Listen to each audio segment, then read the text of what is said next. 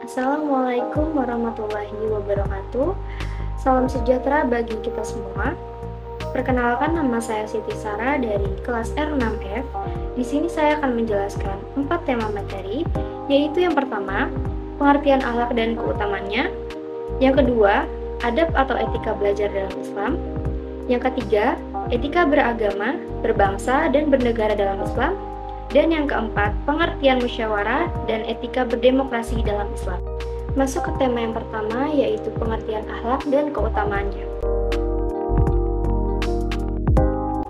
Disebutkan bahwa akhlak adalah buah dari keimanan dan keistiqomahan seseorang dalam menjalankan ibadah. Kata akhlak secara bahasa itu berasal dari bahasa Arab, yaitu al-khuluq, yang diartikan sebagai perangai, tabiat, budi pekerti, dan sifat seseorang. Jadi, akhlak seseorang diartikan sebagai budi pekerti yang dimiliki oleh seseorang terkait dengan sifat-sifat yang ada pada dirinya. Kata akhlak menurut istilah, khususnya dalam Islam, diartikan sebagai sifat atau perangai seseorang yang telah melekat dan biasanya akan tercermin dari perilaku orang tersebut. Seseorang yang memiliki sifat baik biasanya akan memiliki perangai atau akhlak yang baik juga, dan sebaliknya, seseorang yang memiliki perangai yang tidak baik cenderung memiliki akhlak yang tercela. Beberapa keutamaan memiliki akhlak yang terpuji antara lain yang pertama, berat timbangannya di akhirat. Seseorang yang memiliki akhlak terpuji disebutkan dalam hadis bahwa ia akan memiliki timbangan yang berat kelak di hari akhir atau kiamat, di mana semua amal manusia akan ditimbang. Yang kedua, dicintai oleh Rasulullah SAW. Rasulullah SAW diutus tidak lain adalah untuk menyempurnakan akhlak manusia di dunia. Dan tentu saja Rasulullah SAW sendiri mencintai manusia yang memiliki akhlak yang baik. Yang ketiga, memiliki kedudukan yang tinggi. Dalam suatu hadis, disebutkan bahwa seseorang yang memiliki akhlak dan budi pekerti yang mulia memiliki kedudukan yang tinggi di akhirat kelak. Yang keempat, dijamin rumah di surga. Memiliki akhlak yang mulia sangat penting bagi seorang muslim, dan keutamaan memiliki akhlak mulia sangatlah besar. Dalam sebuah hadis disebutkan bahwa Rasulullah menjamin seseorang sebuah rumah di surga apabila ia memiliki akhlak yang mulia. Dari Abu Umamah radhiyallahu anhu, Rasulullah SAW bersabda, "Saya menjamin sebuah rumah tepi surga bagi orang meninggalkan debat sekalipun ia benar, dan sebuah rumah di tengah surga bagi orang yang tidak berbohong sekalipun hanya bergurau, dan rumah di atas surga bagi orang yang mulia akhlaknya." Hadis riwayat Abu Daud. Baik, itu tadi penjelasan mengenai pengertian akhlak dan keutamaan akhlak. Kita sebagai seorang muslim hendaknya selalu melakukan akhlak yang terpuji ketika ingin melakukan sesuatu hal, karena dari itu kita akan mendapatkan balasan yang baik pula di akhirat nanti. Selanjutnya masuk ke tema yang kedua, yaitu adab atau etika belajar dalam Islam. Sebelum saya menjelaskan apa-apa saja adab atau etika dalam belajar menurut Islam, di sini saya akan menjelaskan apa itu pengertian adab atau etika. Jadi, adab atau etika itu adalah norma atau aturan mengenai sopan santun berdasarkan aturan agama. Norma tentang adab seringkali digunakan dalam pergaulan yang sering terjadi antar manusia, antar tetangga, dan antar kaum. Sebutan orang beradab sesungguhnya berarti bahwa orang itu mengetahui aturan tentang adab atau sopan santun yang ditentukan dalam agama Islam. Adab sangat penting dalam kehidupan manusia. Bagi orang-orang yang memiliki adab, biasanya akan terjaga dari perbuatan tercela. Adab atau etika dalam belajar menurut Islam yaitu yang pertama, niat karena Allah. Hal pertama yang harus disiapkan sebelum menuntut ilmu adalah membenarkan niat. Niatkan semua ilmu yang akan kita pelajari hanya karena Allah. Kemudian yang kedua, selalu berdoa. Dalam menuntut ilmu, hendaknya kita selalu berdoa agar diberi kemudahan dalam menyerap ilmu dan mengamalkannya.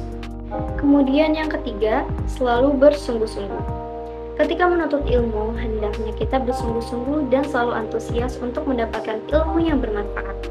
seolah-olah tidak pernah kenyang dengan ilmu yang didapatkan, hendaknya kita selalu berkeinginan untuk menambahkan ilmu kita. Kemudian yang keempat yaitu menjauhi maksiat. Untuk bisa mendapatkan ilmu yang bermanfaat dan berkah, maka jauhkanlah diri kita dari berbagai macam maksiat. Karena maksiat akan membuat otak menjadi sulit untuk berkonsentrasi, sehingga ilmu sangat sulit dimengerti. Yang kelima, yaitu selalu rendah hati. Banyak sekali orang berilmu yang justru menjadi sombong hanya karena merasa lebih baik dibandingkan orang lain. Jika ingin mendapatkan ilmu yang baik dan bermanfaat, maka tetaplah menjadi pribadi yang rendah hati. Kemudian yang keenam, memperhatikan penjelasan. Jika ingin mendapatkan ilmu dengan mudah, maka konsentrasilah ketika guru atau ustadz menjelaskan. Fokuslah untuk menyerap ilmu yang disampaikan. Yang ketujuh, diam dan menyimak. Salah satu adab dalam menuntut ilmu yang banyak ditinggalkan adalah diam ketika guru atau ustadz menjelaskan. Jangan berbicara atau bahkan mengobrol hal yang sama sekali tidak penting, bahkan tidak berhubungan dengan pelajaran yang disampaikan. Yang kedelapan yaitu menghafal.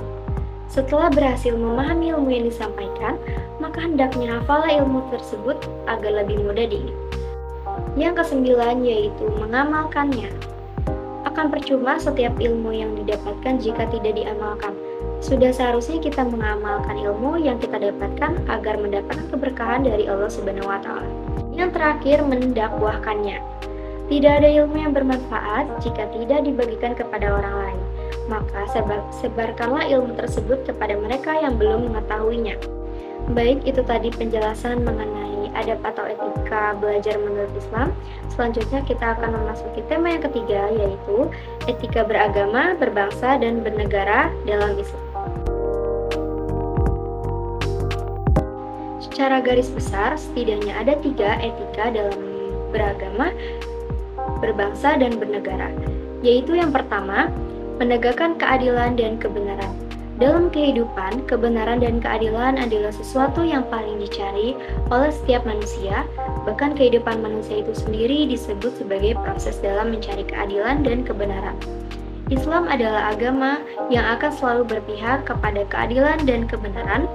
Bahkan menegakkan keadilan dan kebenaran adalah kewajiban bagi setiap muslim, kapan saja dan di mana saja. Karena saking pentingnya keadilan dalam kehidupan manusia, Allah Subhanahu wa Ta'ala memerintahkan kepada orang-orang beriman agar selalu menegakkan keadilan dan kebenaran sebagaimana yang tercantum dalam Al-Quran Surat Al-Ma'idah ayat 8, yaitu yang artinya, "Hai orang-orang yang beriman, hendaklah kamu jadi orang-orang yang selalu menegakkan kebenaran karena Allah, menjadi saksi dengan adil, dan janganlah sekali-kali kebencianmu terhadap suatu kaum mendorong kamu untuk berlaku tidak adil. Berlaku adillah karena adil itu lebih dekat kepada takwa, dan bertakwalah kepada Allah, sesungguhnya Allah Maha mengetahui apa saja yang kamu kerjakan." Kemudian yang kedua, menegakkan nilai-nilai kemanusiaan. Secara genealogis, manusia diciptakan oleh Allah Subhanahu wa Ta'ala dari jenis yang sama, dari nenek moyang yang sama, dan dari bahan yang sama. Persamaan inilah yang menjadi dasar pentingnya menegakkan nilai-nilai kemanusiaan. Penegakan nilai-nilai kemanusiaan dalam Islam menjadi tujuan diturunkannya syariat, yang mencakup 5 hal, yaitu yang pertama hak beragama, hak hidup, hak intelektual, hak kekayaan, dan hak keturunan. Secara sosiologis, ajaran Islam akan mengerucut pada 5 hal tersebut. Karena 5 hal tersebut merupakan sesuatu yang sangat primer dan utama dalam kehidupan manusia. Dengan demikian, seorang muslim berkewajiban menegakkan pentingnya nilai-nilai kemanusiaan dalam kehidupan berbangsa dan bernegara. Apabila ini terwujud, maka cita-cita menjadi negara yang baldatun, thayyibatun, warabbun ghafur akan tercapai. Kemudian yang ketiga, yaitu mewujudkan kemaslahatan umat. Inti daripada syariat Islam adalah terwujudnya kemaslahatan umat. Kemaslahatan ini bisa bersifat material maupun non-material, baik untuk dirinya dan juga untuk orang lain. Kemaslahatan adalah sesuatu yang bersifat universal, berlaku di mana saja dan kapan saja sehingga harus diperjuangkan oleh setiap manusia. Dalam berbangsa dan bernegara, Kewajiban atau keputusan hukum harus mengacu kepada terwujudnya kemaslahatan umat. Bahkan dalam kaidah fikih dikatakan bahwa kebijakan seorang pemimpin harus dikaitkan dengan kemaslahatan. Dengan demikian, peran serta seorang muslim dalam politik secara umum dan kebijakan secara khusus adalah ikut serta mendorong terwujudnya kemaslahatan umat. Baik, itu tadi penjelasan mengenai etika beragama, berbangsa, dan bernegara. Selanjutnya kita akan masuk ke tema yang terakhir, yaitu pengertian musyawarah dan etika berdemokrasi di dalam Islam. Pengertian musyawarah.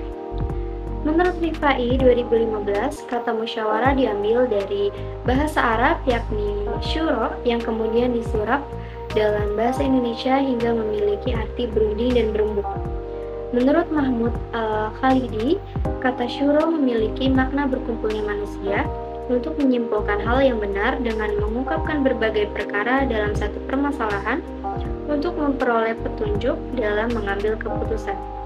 Dari beberapa pendapat tersebut dapat ditarik kesimpulan bahwa musyawarah merupakan bentuk dari kedewasaan diri dalam upaya menyelesaikan masalah.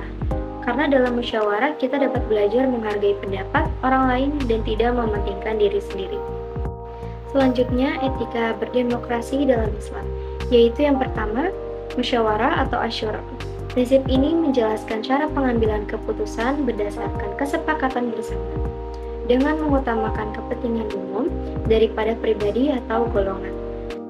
Yang kedua, adil atau al-adalah. Artinya adalah penegakan hukum di berbagai sektor kehidupan sehingga berjalan adil dan bijaksana bagi semua orang. Yang ketiga yaitu memenuhi kepercayaan atau al-amanah. Setiap orang yang terlibat dalam demokrasi wajib menjaga amanah yang dititipkan saat musyawarah. Kemudian yang terakhir, kebebasan atau al-huriyah. Bagi seorang muslim, kebebasan wajib diterapkan selaras dengan tanggung jawab. Jangan sampai kebebasan dilakukan tanpa kendali hingga merugikan lingkungan sekitar. Baik, kita sudah sampai pada ujung video. Itu saja penjelasan 4 tema penjelasan dari saya. Kurang lebihnya mohon maaf. Wassalamualaikum warahmatullahi wabarakatuh.